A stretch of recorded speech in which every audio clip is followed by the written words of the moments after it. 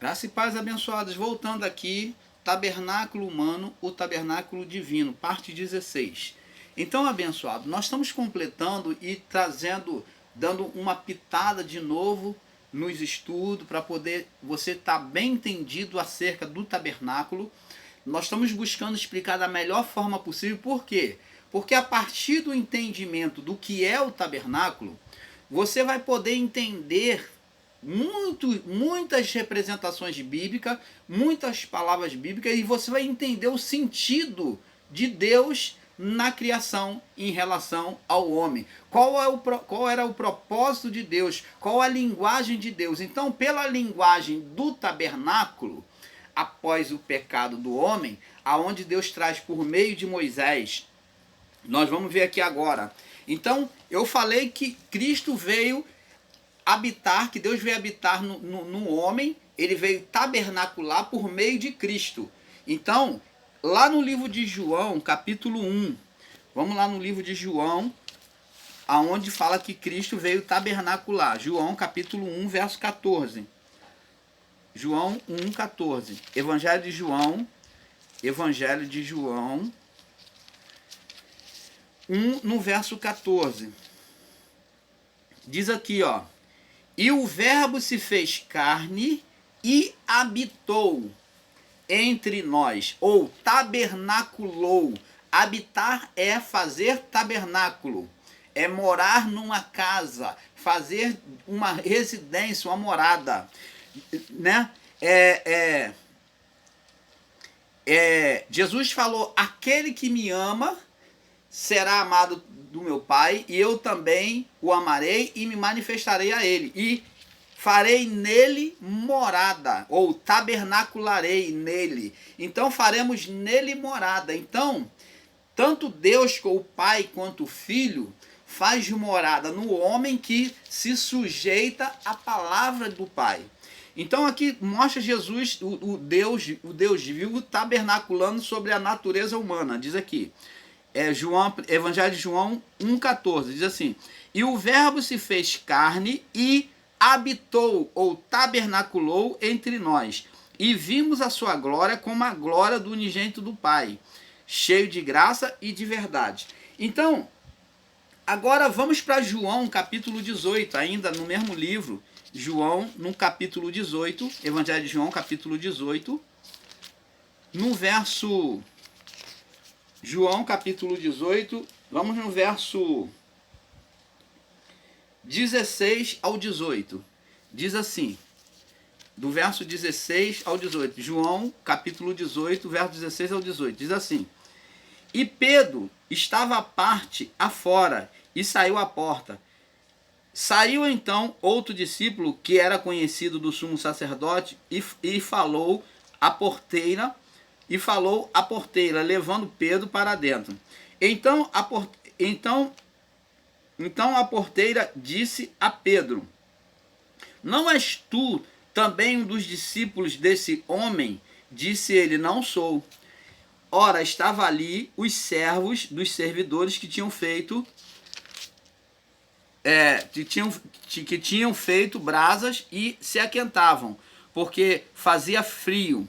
E eles estavam com Pedro aquentando-se. O sumo sacerdote, eu creio que aqui eu peguei a referência, deixa eu ver aqui, não, me perdoe, eu estou lendo errado, me perdoe, meus irmãos. É João, capítulo 18, no verso 22, eu estou lendo no verso 16 ao 18. É 22, somente o versículo 22. Eu marquei certo, mas estou lendo no livro errado. A parte errada, o versículo errado. João 18, no verso 22. E tendo dito isto, um dos servidores que estavam ali deu uma bofetada em Jesus, dizendo: assim...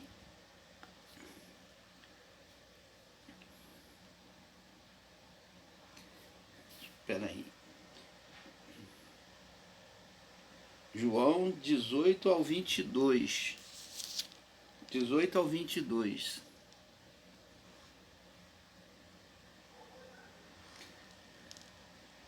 Ora, aqui o irmão Paulo deve ter marcado a referência errada mesmo. Eu devo ter marcado errada a referência. Deixa eu ver aqui se é 19.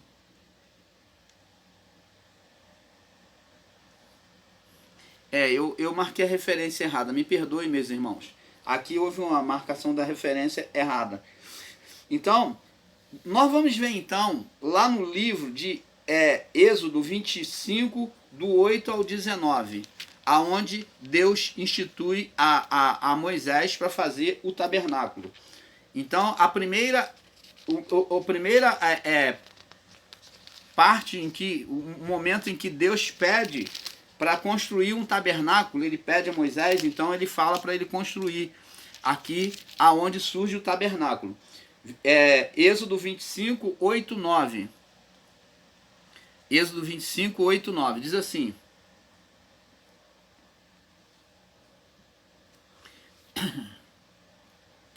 diz aqui, ó, do 8 e 9, 25, 8 e 9, Êxodo. E me farão um santuário e habitarei no meio deles. Então Deus institui e pede para fazer um tabernáculo, né? E me farão um santuário, um lugar santo, e habitarei no meio deles. Qual é esse lugar santo? O tabernáculo. Conforme, verso 9, tudo que te mostrar para modelo do tabernáculo e para modelo de todos os seus pertences, assim o fareis. Então está vendo aqui que Deus está pedindo a Moisés que faça um tabernáculo e ele vai dar as medidas e os objetos que vai ficar dentro do tabernáculo. No livro de Êxodo 25, 40, você também pode ler que Deus fala para Moisés também sobre a construção do tabernáculo. No livro de Hebreus, vamos lá no livro de Hebreus, o escritor de Hebreus, né, eu creio que foi Paulo, ele escreve Hebreus 8 sobre ele testifica a construção do tabernáculo. Hebreus 8, no verso 5. Os quais servem de exemplo à sombra das coisas celestiais, como Moisés, divinamente avisado, estando ainda para acabar o tabernáculo, foi-lhe dito: olha, faze tudo conforme o modelo que se te mostrou. Você está vendo as palavras mesma dita lá no monte para Moisés, agora sendo confirmado pelo escritor de Hebreus. Em Hebreus capítulo 3 também, Hebreus 3, vamos ver aqui, Hebreus 3, no verso 4 ao 6. Hebreus 3, no verso 4 ao 6, diz assim: porque toda casa é edificada por alguém, mas quem edificou todas as coisas é Deus. E na verdade Moisés foi fiel em toda a sua casa, como servo para testemunho das coisas que se haviam de anunciar. Então Moisés mostrou o quê? Figuras das coisas que se havia de acontecer. Mas Cristo como filho sobre a sua própria casa, a qual casa somos nós, mas Cristo como filho de Deus, sobre a sua própria casa, a qual casa somos nós. Não somente conservamos firmes a confiança e a sua glória e esperamos até o fim. Você está vendo aí, abençoado? Você está vendo que maravilha? Aqui descrito aqui em Hebreus, confirmando a nossa vida como morada, como tabernáculo de Deus. Então, toda figura feita no tabernáculo apontava para a figura humana, que havia saído da presença de Deus. E para ela voltar à presença de Deus agora, sobre uma escolha da vida física, da vida material, carnal, então ela teria que, o quê? Sacrificar lá um animal no lugar, pedindo perdão dos pecados, buscando a santificação, ela fazer um regresso, ela começar num ato sacrificando, se despojando dos pecados, para depois entrar no santuário, para depois entrar no tabernáculo. Você está entendendo, abençoados? Então, o tabernáculo nada mais é uma linguagem de Deus mostrando que o que o homem teria que fazer para regressar, para adentrar diante da presença de Deus. E ele foi representado e cumprido em Cristo, né? Que foi perfeito. Ele se colocou como um Adão perfeito. Então, agora, com entendimento, né, como já falamos aqui, explicamos, na figura lá no véu do santo, da entrada do lugar santíssimo, ou santo dos santos, existia um véu E naquele véu tinha a imagem de um querubim, que é o querube da profanação. O querube da profanação. E se tornou ali o véu que limitava, que impedia de qualquer homem, a não ser um homem preparado, escolhido e santificado para isso. Me perdoe.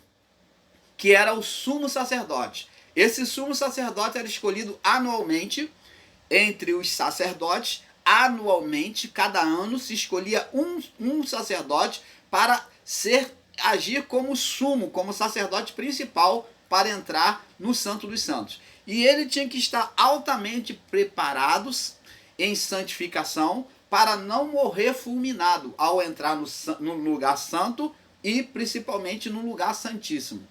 Somente o sumo sacerdote que podia entrar no lugar santíssimo.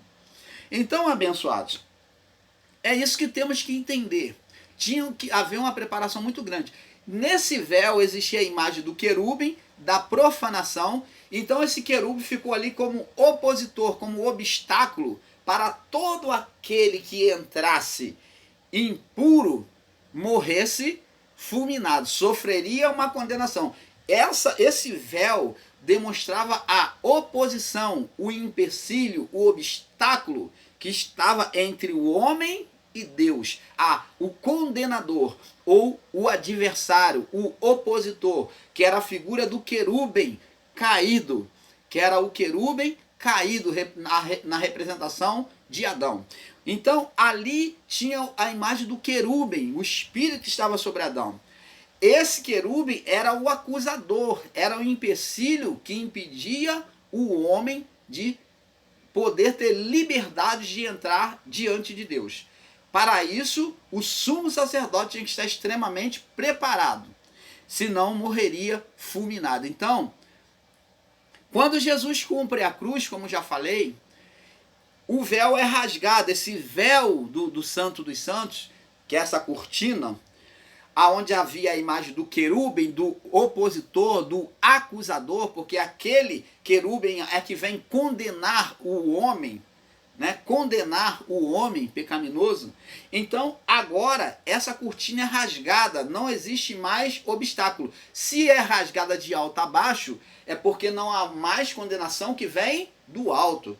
Então, agora o homem, todo homem a partir do madeiro, o cumprimento de Cristo e ressurreição, agora todo homem pode adentrar no lugar santíssimo, por meio da comunhão com Deus. Essa comunhão então é trazida de volta. Ela que foi rompida, que foi impedida por esse obstáculo, esse querubim, agora não existe mais. Entendeu? Por isso que Paulo também disse, nenhuma condenação há, nenhum querubim, nenhum opositor, nenhum acusador, nenhuma cortina há no Santo dos Santos, no lugar santíssimo mais. Não existe mais essa cortina, não existe mais a imagem desse querubim, acusador, opositor, que faz lembrar o pecado do homem. Então, agora, nenhuma condenação há para os que estão em Cristo Jesus. Opa, não está dizendo que o pecado foi retirado de todos. O pecado que foi retirado do mundo foi o pecado adêano, a herança do pecado. É bem diferente. Então, essa condenação adêana foi tirada do mundo, de todos. Essa herança de pecado. Agora, o que Cristo fez? Explica, irmão Paulo. Cristo abriu o caminho. Por isso que ele diz, eu sou o caminho, a verdade e a vida. Ninguém vem ao Pai senão por mim. Então, por que ele era o caminho? Porque ele que abriu, ele que rasgou o véu do Santo dos Santos para que pudéssemos voltar à comunhão com Deus. Mas o fato de ter retirado essa condenação, de ter rasgado o véu, essa condenação adêana, mas se continuarmos na carnalidade, no pecado, Paulo diz que nós somos como aquela porca lavada, como o cão que volta ao vômito, como a porca lavada que volta ao lamaçal. Então, se eu vivo uma vida carnal e eu não busco me consertar, abandonar a carnalidade, O sacrifício de Cristo, o próprio Paulo disse, já não resta mais sacrifício pelos pecados, porque é inútil. Já não resta mais sacrifício, porque Cristo retirou o pecado, mas a pessoa vive na carnalidade, quer dizer, do pecado, que é pecado. Então, de nada adiantou o sacrifício da cruz para ela, mas o caminho da condenação adeana foi tirado, está aberto. Todos têm acesso ao Pai Criador. Mas o homem carnal, ele é impedido pela condenação dos seus pecados. Enquanto não confessar, diz assim, ó, se confessarmos os nossos pecados, João diz lá, 1 João, está escrito, ele é fiel e justo para nos perdoar, né? E nos justificar de toda a injustiça. Eu não sei se é João ou se é Timóteo, no livro de Timóteo, mas está escrito na palavra. Então, tem que haver uma confissão. A pessoa tem que deixar o pecado, ela tem que deixar a carnalidade para que ela alcance o quê? A manifestação do reino de Deus na vida dela. Senão o Espírito Santo não tem liberdade para agir na vida do homem carnal. Porque não há que Paulo diz que comunhão há entre Deus e Belial?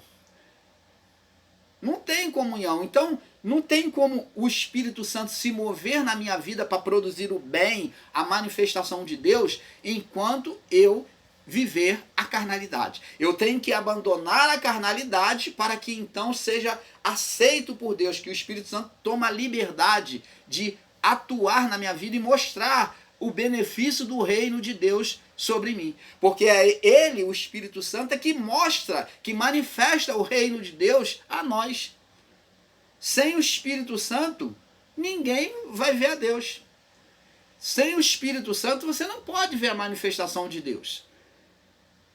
Aqui nós não estamos falando de conhecimento da palavra, mas estamos falando de uma vida íntegra. Uma vida, uma consciência pura. O homem carnal não vive com a consciência pura, ele vive com acusação. Não tem como ser carnal e viver com a consciência pura. Ele pode até não temer a Deus, mas ele tem consciência de que ele está em dívida com o Criador. Que aquilo que ele faz não é certo. O pecado da carnalidade que ele vive, ele tem consciência de que não é certo. Não agrada a Deus. Então, abençoados, é isso que temos que entender. Então, Adão, lá no livro de Gênesis 3, do 7 ao 10, ele saiu da posição inicial, saiu do lugar santíssimo, quando pecou, quando obedeceu à voz da mulher. E Deus falou para ele, portanto, deste ouvido a voz da tua mulher e não ouviste a minha voz, que te disse para não comer. Então, ele saiu da posição inicial.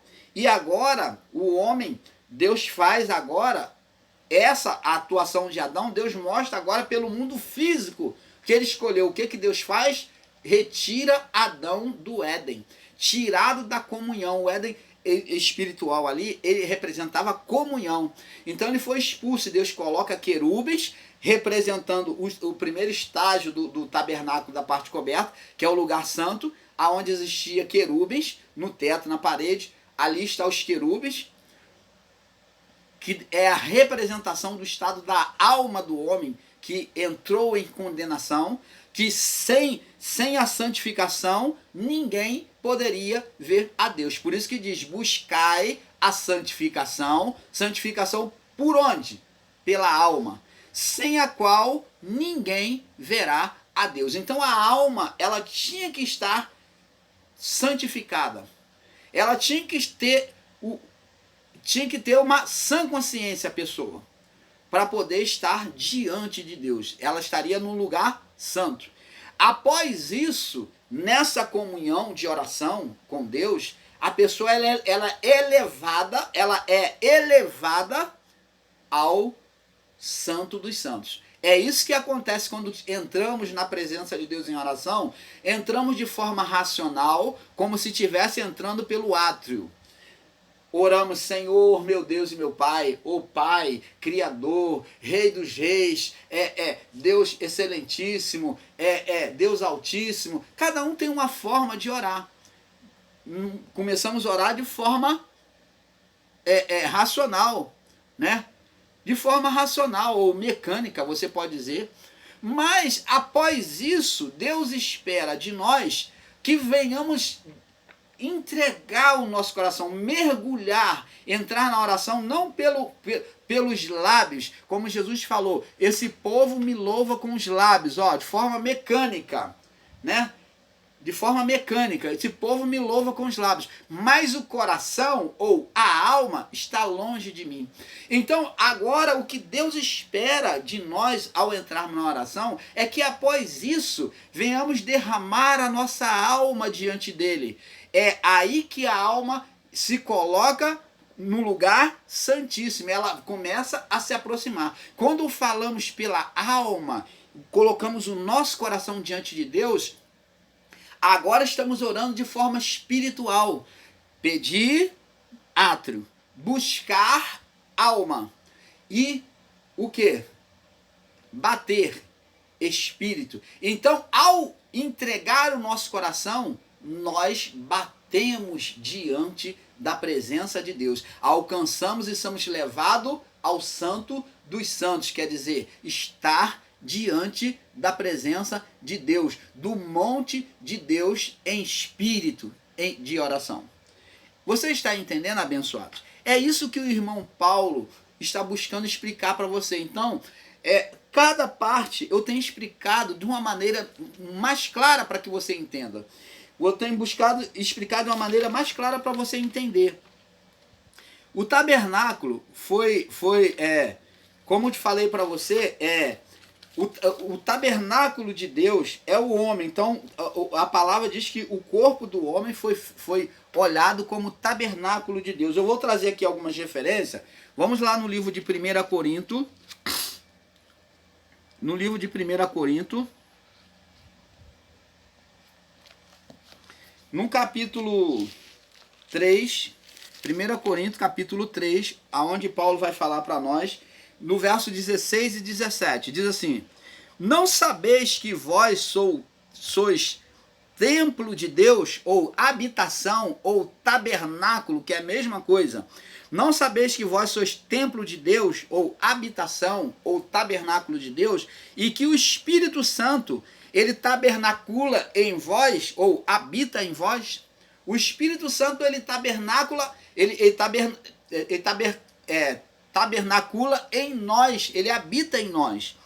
E se alguém destruir o templo de Deus, ou o tabernáculo de Deus, Deus o destruirá. Porque o templo de Deus, sois vós, que sois vós, é santo. Então, a alma do homem é preciosa para Deus.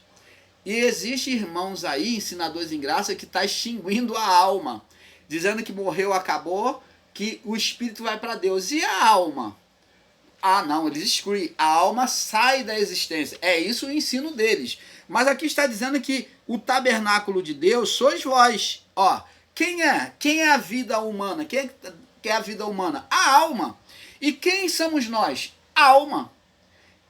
Então, sois vós e é santo. Como é que Deus vai excluir da existência a alma, aquilo que é santo, aquilo que é precioso para Deus? Meu irmão, minha irmã, saia deste engano daqueles que ensinam a extinção da alma. A alma do homem, ela é eterna e é ela que é preciosa. Está escrito, Paulo está dizendo aqui, não sabeis, porque se alguém destruir o templo de Deus, Deus destruirá, porque o templo de Deus, a alma, sois vós, vocês são alma, somos o templo de Deus e é santo. Você está vendo como é que Deus vai destruir o seu próprio templo, que é a alma? Entenda isso, por favor. Você ensinador em graça aí que tenta extinguir a alma, como é que você pode ensinar uma coisa dessa? A palavra diz lá em Ezequiel que a alma que pecar, essa morrerá. Essa morte aqui não é morte de extinção, mas fala de uma morte de separação. A morte, a palavra de Deus, quando falou em morte, ela nunca falou de forma física. Mas Deus, quando falou que o homem que desobedecer certamente morreria, ele estava falando de morte espiritual, porque Deus é espírito e a sua linguagem é espiritual. Então Deus falou, ó, se você comerdes do fruto que eu falei para você não comer, certamente morrereis. Ele estava falando da morte espiritual. Houve há duas mortes espirituais que o homem passa. Existem duas mortes. Não, irmão Paulo, existe três. Quantas mortes existem na Bíblia? Quantas mortes existem para o homem? Quantas mortes o homem vai passar? Duas. Uma morte que está ligada ao corpo.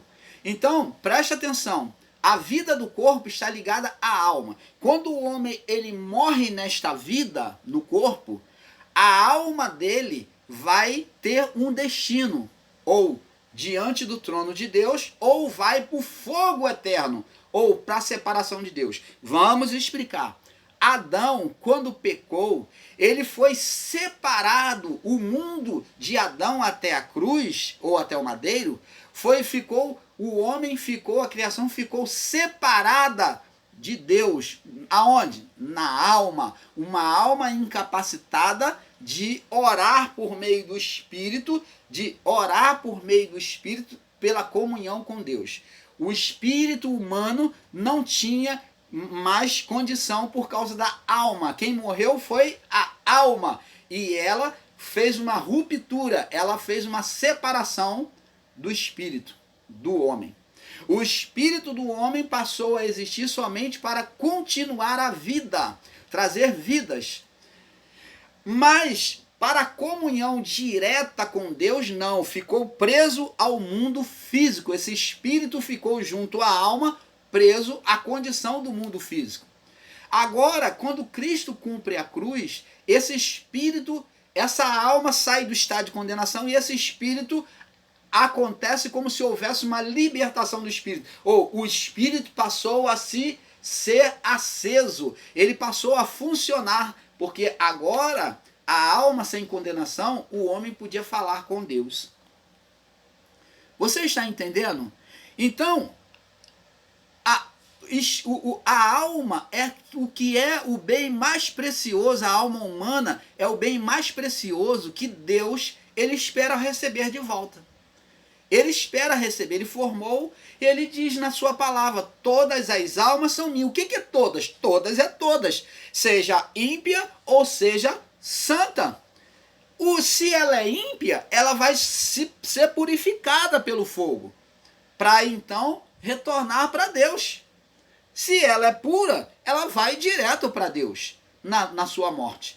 Mas na primeira morte que houve, quando a palavra fala da primeira morte, a primeira morte foi a Adeana. E qual é a segunda morte dita em Apocalipse, dito por Jesus? Qual é a segunda morte? A segunda morte é a morte da alma. Essa é a morte da alma. A morte, entenda bem, quando se fala de morte, fala de separação, não é morte física. Morte é separação da comunhão. A linguagem de Deus, quando fala de morte, é separação da comunhão com Deus. Então, preste atenção. Morreu o homem ímpio, de forma ímpia hoje. A primeira morte foi a Adeana, foi tirada de todos nós, a partir do 1º século. Então, a segunda morte, só vai sofrer a segunda morte aquele que age de forma ímpia, que vive uma vida carnal. Então, a sua alma, ao invés de ir direto para Deus, para o trono de Deus, ela vai para o outro lado, vai para o fogo eterno. E para que ela vai para o fogo eterno? Porque Deus tem prazer no sofrimento do ímpio? Não. Deus vai apurar esta alma pelo fogo. João Batista não falou? Olha, é vindo outro que é mais poderoso do que eu, porque ele tem na sua mão a pá, ele vos batizará com o Espírito Santo. João falou, João Batista. Ele vai batizar vocês com o Espírito Santo, ó. Aproximação, tabernáculo, Deus tabernaculando no homem, ó, habitar no homem, vai batizar vocês com o Espírito Santo. Deus vai tabernacular agora em vocês, como foi com Cristo. E ele vos batizará com o Espírito Santo e com fogo. Ah, o fogo é para quem? O fogo é para quem? O fogo é para a alma ímpia, para purificar a alma ímpia, as impurezas, os sentimentos maus. Então essa alma ela tem que voltar para Deus perfeita. Então o fogo eterno é para purificar e trazer todas as almas ímpias de volta. Ah, talvez você vai falar, isso aí é heresia, isso é heresia. Aonde está escrito? Ora, Pedro falou. Se Pedro, na época no primeiro século, Pedro descreve que Cristo, ele desceu às profundezas do inferno para poder, do abismo, para poder salvar o povo do período noélico. Jesus veio libertar essas almas. Como é que, se Jesus libertou aquelas almas do período noélico, que não tinha nada a ver com ele, ele não viveu esse período, humanamente falando, como é que ele vai deixar esses que vêm após ele? Opa! Como é que se pode entender que Deus vai extinguir uma alma ímpia para toda a vida e ele resgatou os ímpios lá do período noélico, que não tinha nada a ver com ele, humanamente falando? Porque Cristo não viveu fisicamente no período noélico. Se é para ser por justiça, então se é para ser